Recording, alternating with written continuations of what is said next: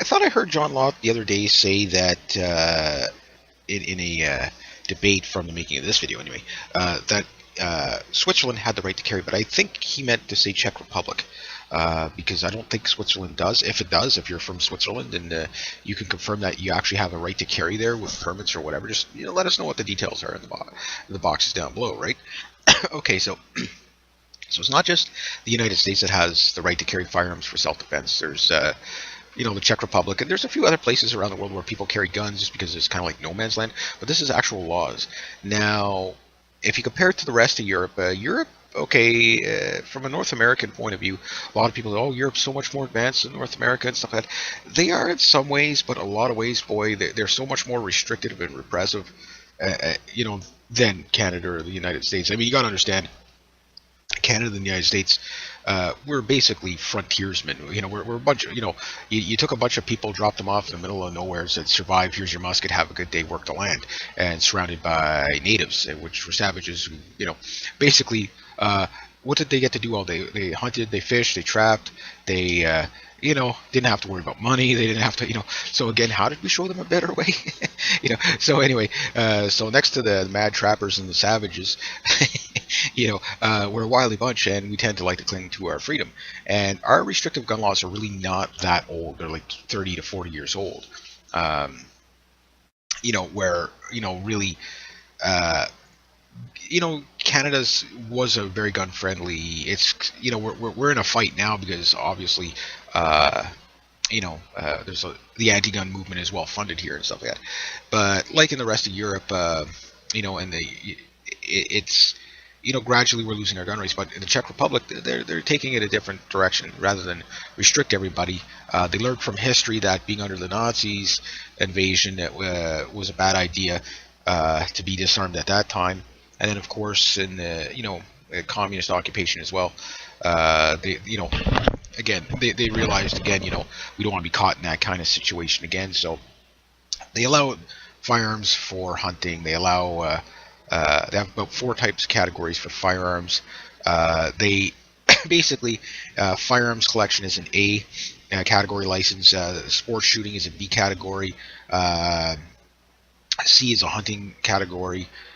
D is exercise of profession, and E is self-defense, and F is pyrotechnic survey, pyrotechnical survey. I guess shooting at dynamite sticks or something. I don't know, but that's their classes of license, and they have basically you got to be 18. You got to do a safety course. You have to do a proficiency shoot in the safety course. There's the background check. There's all that stuff. You can't be drunk when using a firearm. There's criminal penalties for that, and all that. Most of the things are a shall issue basis, but other things may be a may issue basis, which is a two. When we're talking legal definitions, sorry. A may issue versus shall issue. For example, here in Canada, we have a may issue authorization to carry permit, which almost always gets turned down. So they don't recognize self-defense as a legal means of owning a firearm here in Canada. In the United States, you have the Second Amendment, so it's a birthright to be able to carry a gun. Arguably speaking, for their, if you're going by the shall not be infringed policy, so to speak. Well, the Czechs don't have that. They're taking it from a privileged point of view, same as Canada and same as other places in most places in Europe. So you have to prove proficiency. Now, Canada doesn't do their licensing the same way Czechoslovakia does, but there's a lot of similarities. For example, in Czechoslovakia, much like Norway, you have to kind of prove yourself on the firearm that you want to buy. So if you want to shoot a 9mm, you have to prove that you're proficient on a 9mm. Where what they do here in Czechoslovakia, the way I'm understanding it, is they take you to a range after you've done your course.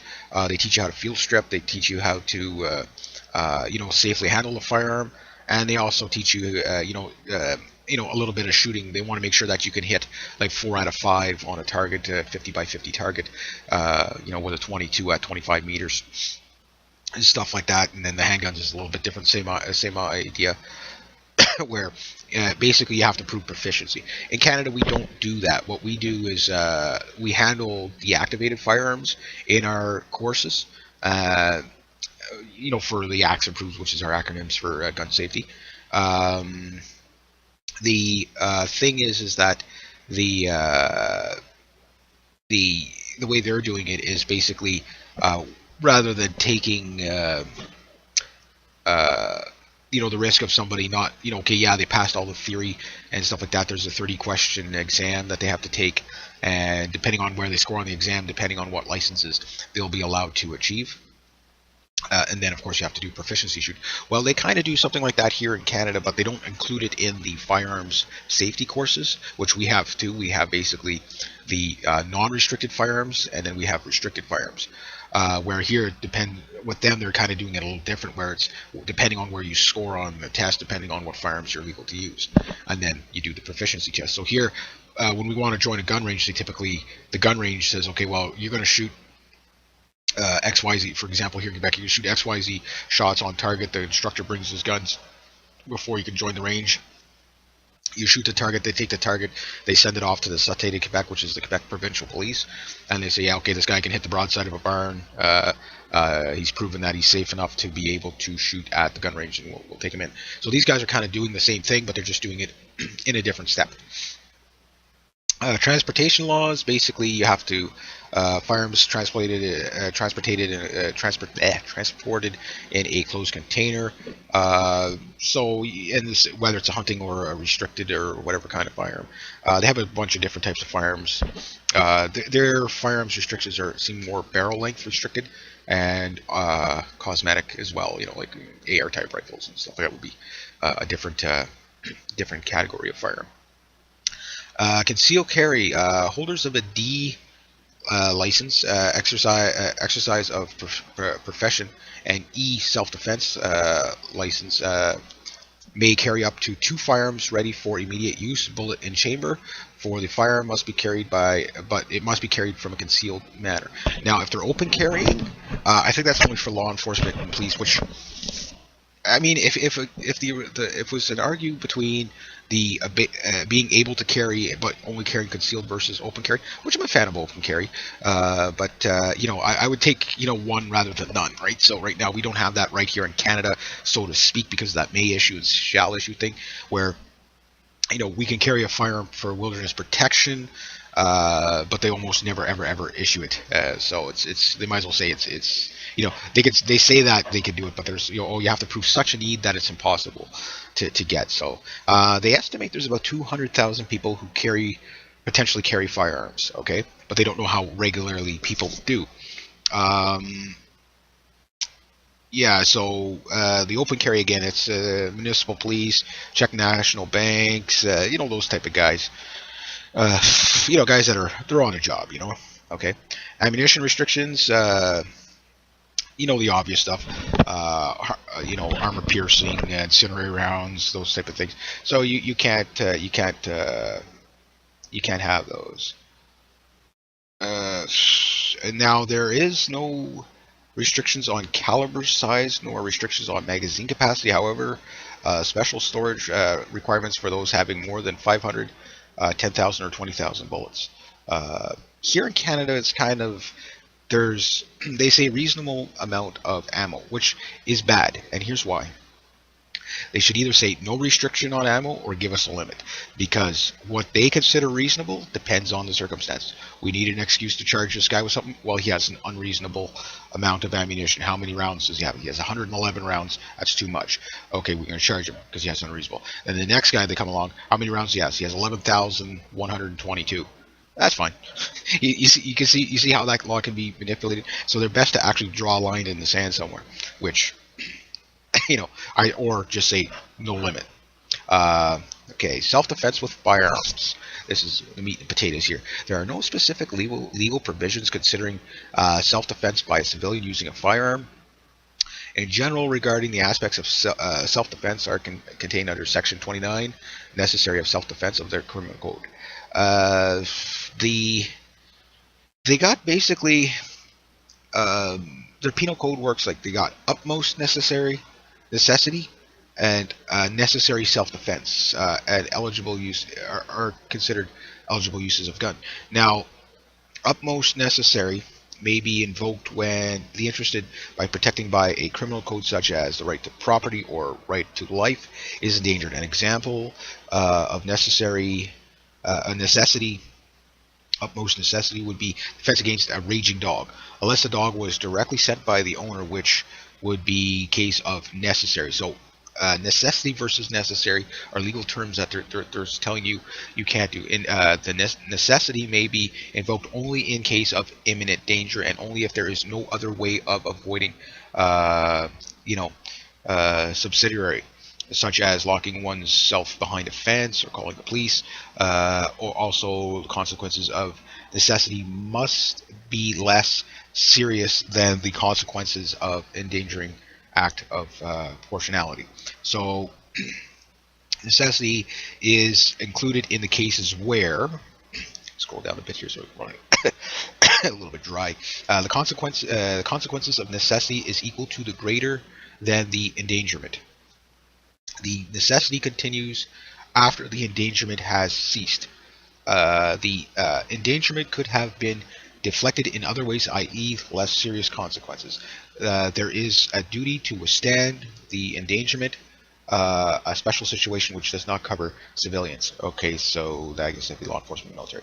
So if you breaking that down into like simple people terms, um, if there's a guy threatening your life and he's on your lawn and you can run back in your house and lock your door, you can't stand. It's not like in the States where you can stand your ground and say, well, I don't have to go back in my house. I can, if he comes to me, I'll pop him. But what they're saying is, and it's kind of the same here in Canada, it's you have to exhaust all possibilities and options. Sorry, there we go. Okay. You have to exhaust all possibilities and options before you deploy force.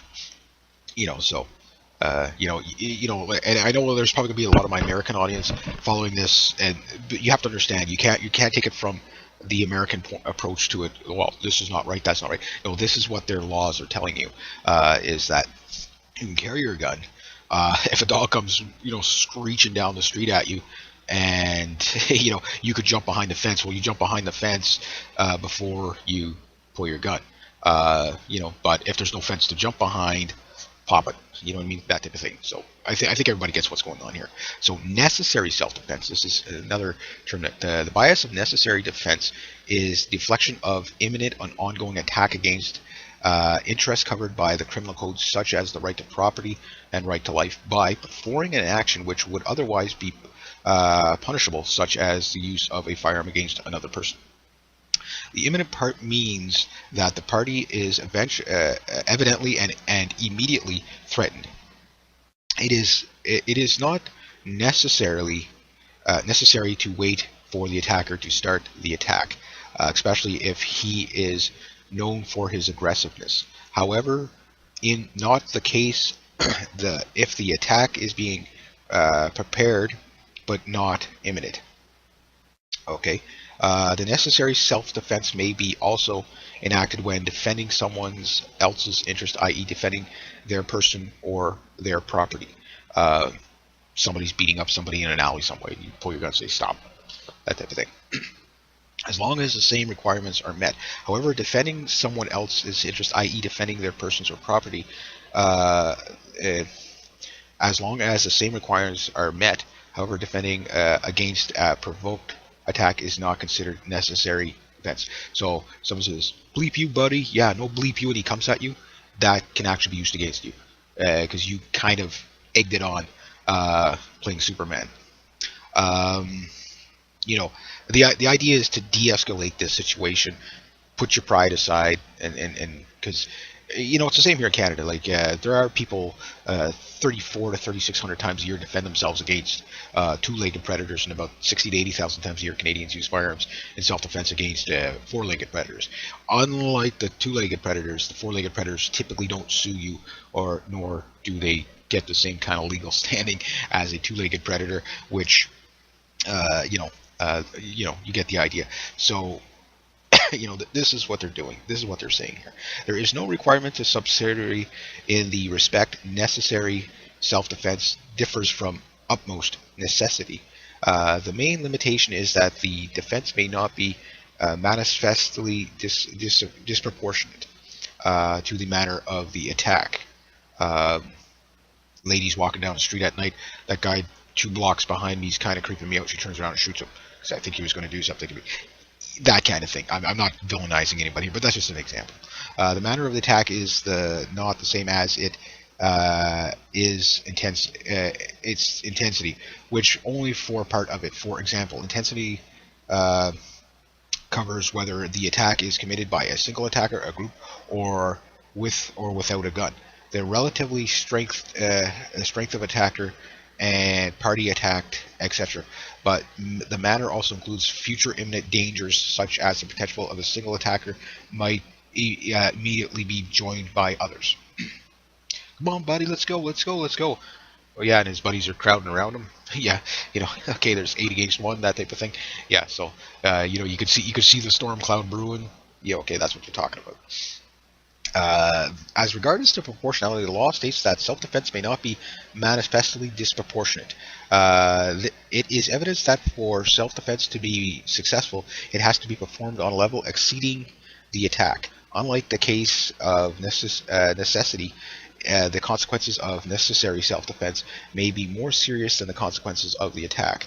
The defense may, so a 5-year-old wants to come up and kick you in the knee, you can't shoot him. you get, yeah, well, he's attacking you. It's got to be realistic, right? Guy running at you with a butcher knife, okay, they'll understand that. The defense may not be restricted to a passive one. It can also be active. It is not the outcome of the incident, but the sequence of actions that is being, which determines who is to be deemed the attacker and who is the party attacked.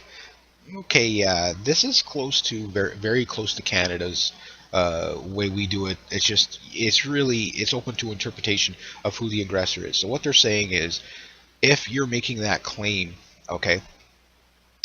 And you say, okay, well, I had to pull my gun because this guy was going to pick up a bar, or he was going to do something in some sort of manner that I could prove that, yes, he was going to do something. He was coming at me very aggressively. Maybe he was armed, and I didn't want him to get any closer. I feared for my life. I pulled my gun and I said, hey, stop. And he still came at me. Well, then, at that point, if you can back up, you can back up. But if you're somewhere you can't back up, or you can't go to safety, then you got to do what you got to do. So that's what they're kind of talking about there. But you have to be able to prove that, right? So that's where the trick is. That's why cameras are just as valuable as guns. I'm amazed they don't put cameras on guns. I'm not kidding on that. I mean, the technology exists. It would be, you pull the trigger, to activate the camera, or hit like a little button to activate the camera, a couple of seconds before the incident. You capture the whole thing. Will clear up a lot of defense cases. There are 2 main excesses which are not recognized as self-defense. Defense which continues after the attack is over, i.e. the robber is running away without any loot. Excesses in time. Defense which is manifestly disproportionate, such as shooting children who steal apples from a tree, or shooting a predator who has been passing over a fence without giving indication of further malevolent or criminal intentions. Okay, so unlike the castle doctrine in Texas, where if you see somebody looking through your window and you think they're going to break in, you can just shoot them. I'm all for castle doctrine, but I do think it needs to be very clearly defined what is, because some people do, like, you go to walk through, some people leave their door open, somebody comes up to, sell you something, okay, as they go to knock on the door, you think they're breaking in, and you shoot them. You obviously can't, you need to make that very clear. So that's what they're saying here. You're not going to shoot a, kid, people know the difference, people know the difference, and I'm pretty sure the Czechs have got it down pretty good. Eligible use of a gun. Eligible use of a gun is addressed in, okay, well, I won't go into too much of that, so, yeah, so they're talking about security guards and how the police, that's an privilege which armed civilians don't have, is,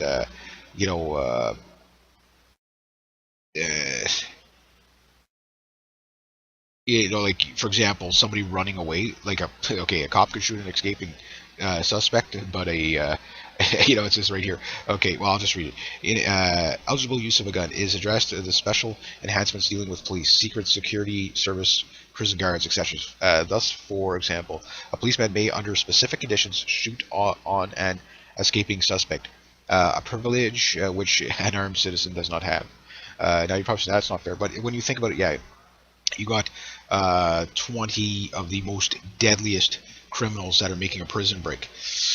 You know, I think it's worth the shots. You know what I mean? So people, there are circumstances, you know, or a hostage situation or something like that. You get the idea.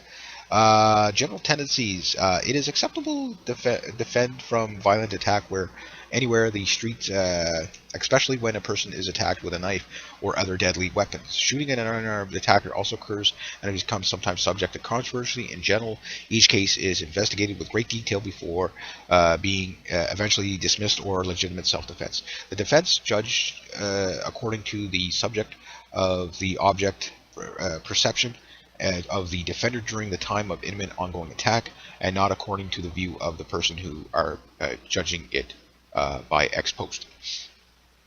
The American-style castle doctrine is not applied, however. It is usually considered acceptable to defend from violent home invasion with a firearm. In 2014, an amendment of the law concerning self-defense was proposed with an aim of giving greater leeway to defenders, especially in the cases where they would not normally meet the bar for legitimate self-defense under the current legislation, but face extraordinary circumstances such as confusion of consequence of the attack, or when facing home invasion. Although there is no stand your ground law, the fact that necessary defense, unlike utmost necessity, is not subject to subsidiaries, meaning that there is no duty to retreat. So it's kind of like the stand your ground, but it has to meet those requirements. The mere fact that the defender uses a weapon against an unarmed attacker does not mean that the defense is disproportionate, and though not legitimate, to the manner of attack. The proportionality of the defense does not depend on the relative effectiveness of the defender's weapon compared to the intensity of the attack, but to the manner in which the weapon is aimed at a leg, i.e. intended non-deadly defense may be proportionate, where aiming at the chest may be manifestly disproportionate, notwithstanding if the slug hits the leg artery, an attacker bleeds to death. So, in other words, don't bother shooting to wound. In fact, most people that get killed are people who have shot to wound. Again, they shoot somebody in the legs and you hit the main artery. Somebody might actually more likely survive a center mass shot than they will getting hit in the thigh. Unless they just get hit in the meaty part, right?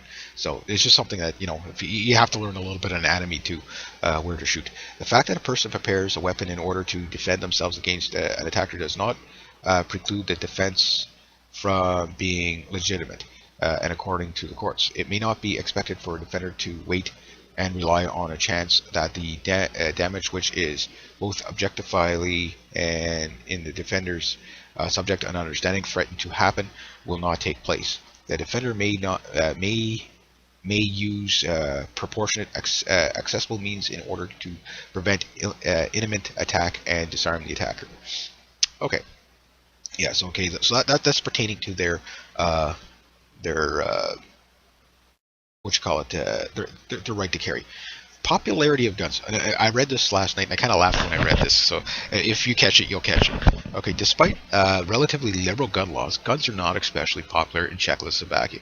Nevertheless, shooting sport is third most widespread sport after football and hockey, but it's not popular at all. Yeah, I like how they try to play it.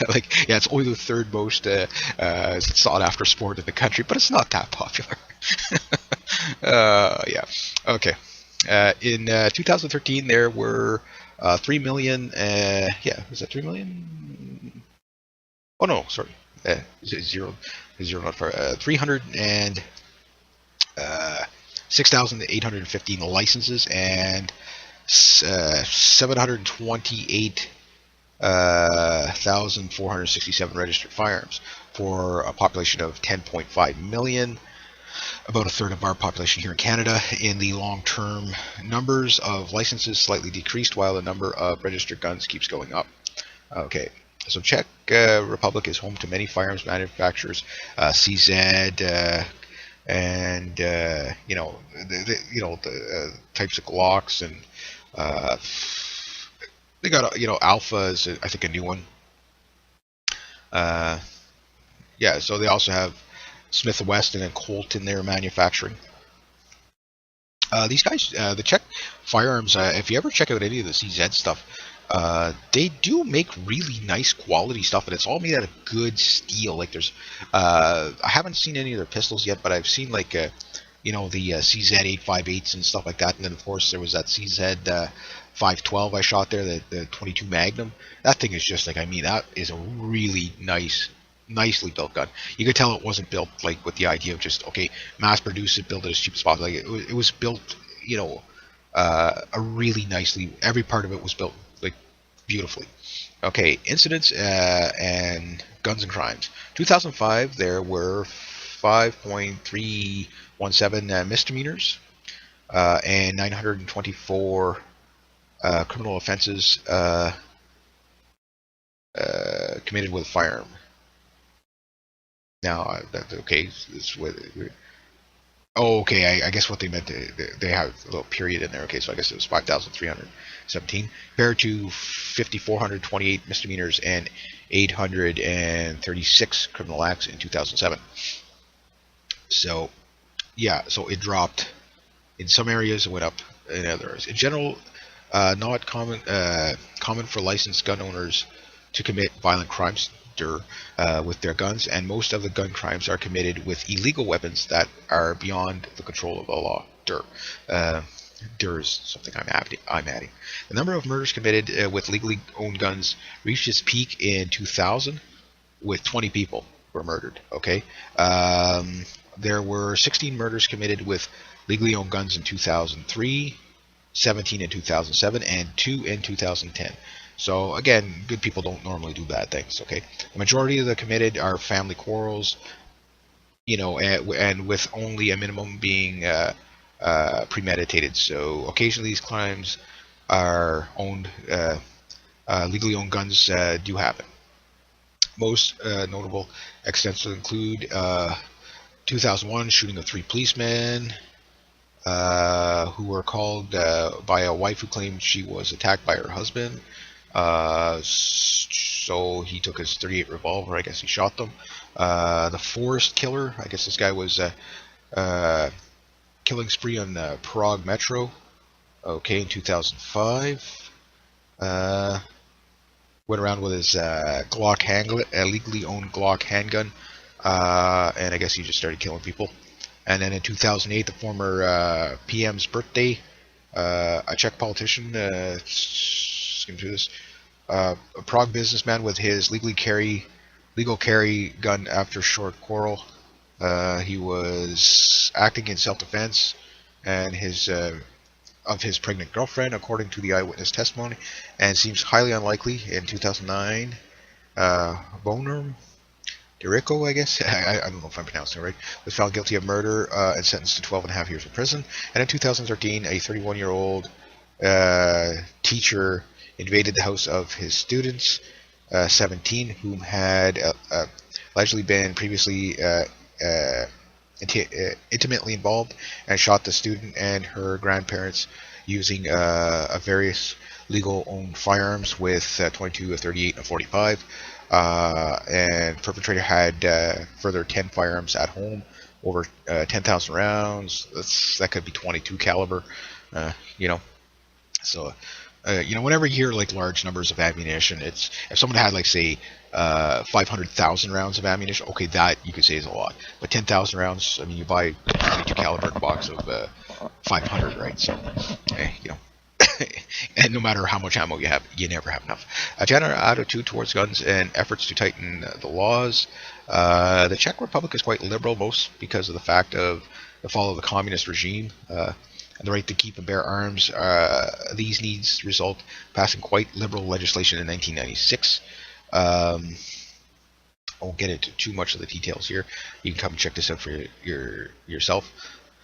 But basically, so the Czech Republic, okay, so what do they got? They got legally able to carry firearms in self-defense. They got a good arrayment of firearms that they could buy, and I guess it doesn't seem like there's any restrictions on how many they could buy. They got a low crime rate, one of the lowest in the European, the European Union.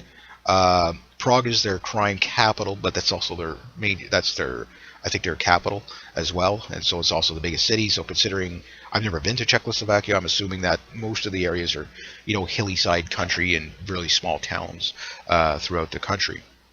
So obviously, in the major metropolitan areas is where you're going to get your crime, right?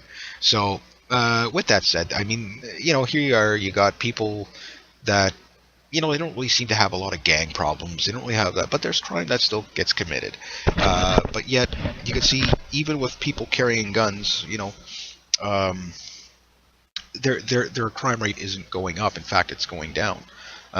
So, like that kind of liberty of, okay, yeah, it's not considered a right like the Americans have with the Second Amendment, but it's that liberty that, okay, well, we're going to just train our citizens to be able to carry firearms for their own self-defense, and it works.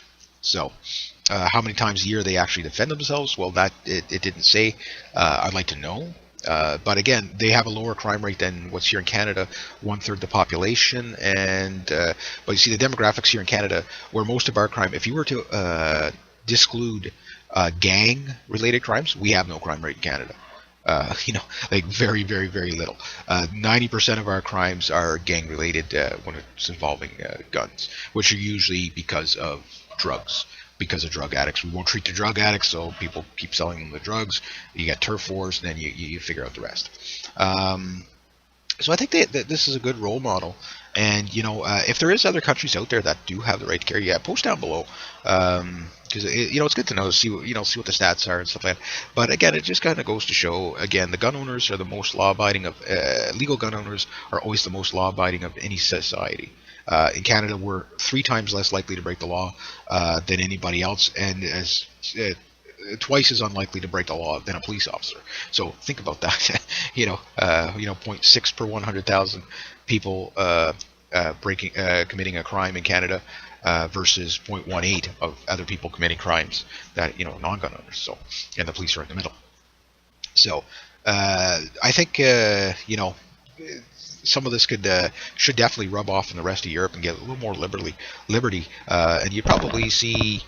Anybody who's going to go through the hoops to be able to carry anyway, and take courses and stuff like that, that's what people are asking for. Say, look, we don't want the bad guys to have the guns, but we understand that they do. They got guns, they got knives, and criminals and occupation, and you can't legislate crazy. Now, the sooner people understand those 2 terms right there, then you realize that you will be the first responder to your attack, or something they've been saying all the time, and that, when these guys show up, you can only deal with them. These guys, meaning bad guys. So, yeah, bad things can happen anywhere, and you always keep hearing, we never thought this could happen here, da-da-da-da-da. And so if it does, you want to be able to deal with it. And the Czech Republic, well, they said, I think they got some pretty reasonable laws, but you would need to be trained in these laws to fully understand them, so that you get the concept of what's a legal shoot, what is not. And that way, you get the most law-abiding to carry guns around. Well, then you've just got a whole bunch of off-duty police officers. Just think about it that way. Because they're not going to chase down people to arrest people, but if somebody's in the store while it's getting robbed, they could prevent the robbery. You know what I mean? So that type of thing. So, and the Americans have got so many conceal and open carry type of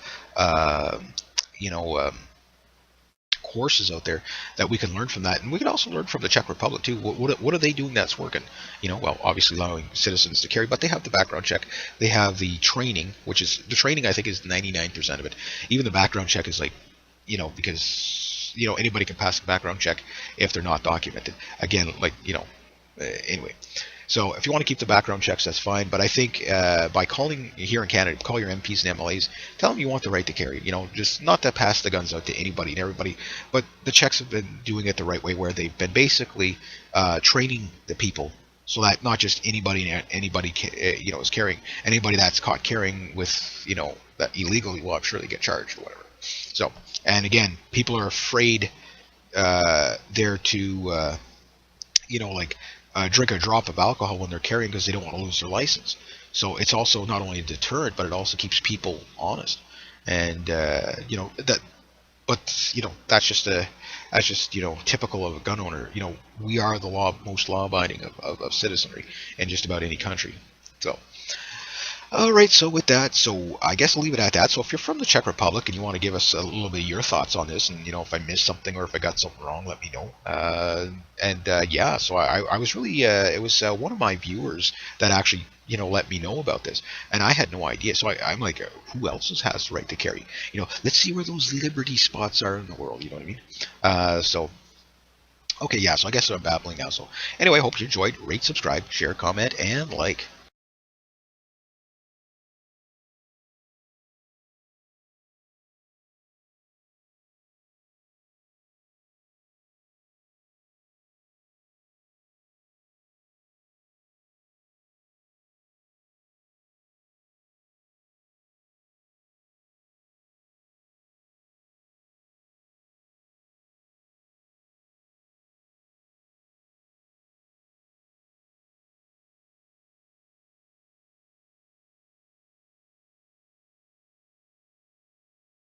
Okay, hi, and welcome. I thought I heard John Locke the other day say that in a debate from the making of this video, anyway, that Switzerland had the right to carry, but I think he meant to say Czech Republic. Because I don't think Switzerland does. If it does, if you're from Switzerland and you can confirm that you actually have a right to carry there with permits or whatever, just let us know what the details are in the boxes down below, right? Okay, so it's not just the United States that has the right to carry firearms for self-defense. There's the Czech Republic, and there's a few other places around the world where people carry guns just because it's kind of like no man's land. But this is actual laws. Now, if you compare it to the rest of Europe, okay, from a North American point of view, a lot of people say, oh, Europe's so much more advanced than North America and stuff like that. They are in some ways, but a lot of ways, boy, they're so much more restrictive and repressive, than Canada or the United States. I mean, you got to understand, Canada and the United States, we're basically frontiersmen.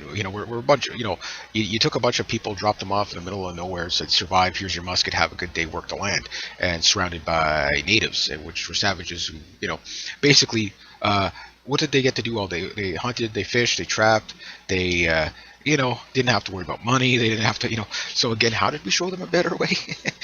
So anyway, so next to the mad trappers and the savages, we're a wily bunch, and we tend to like to cling to our freedom.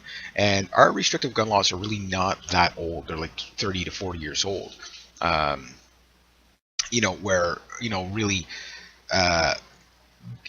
Canada's was a very gun friendly. It's, we're in a fight now because obviously, there's the anti-gun movement is well funded here and stuff like that.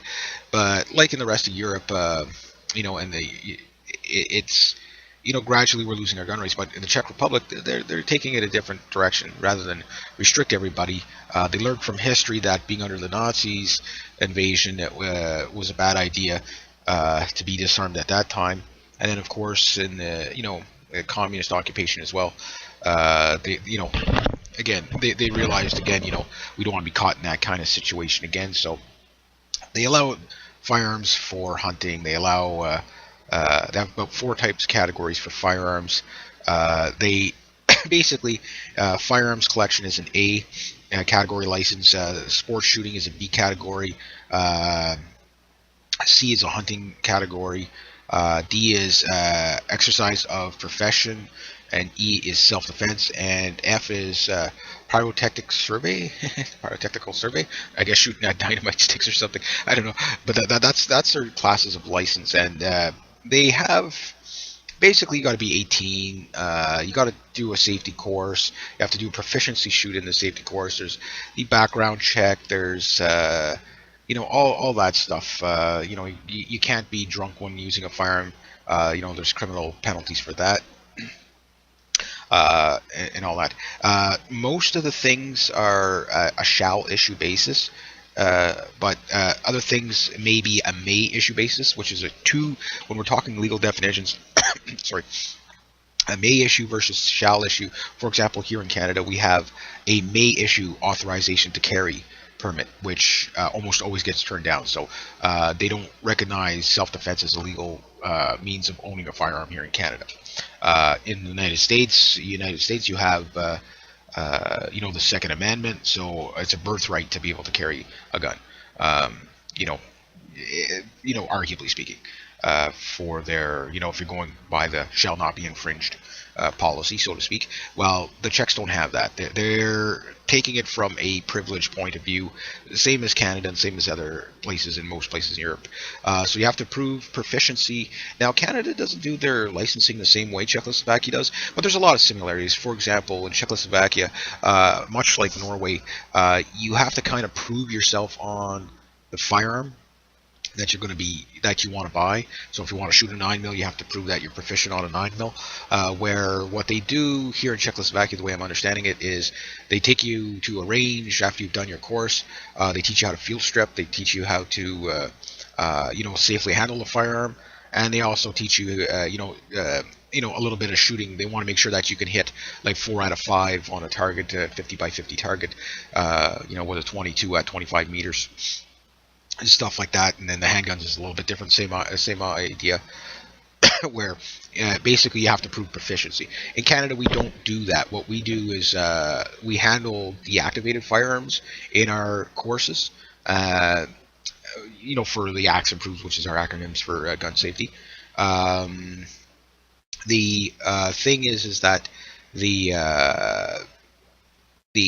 way they're doing it is basically rather than taking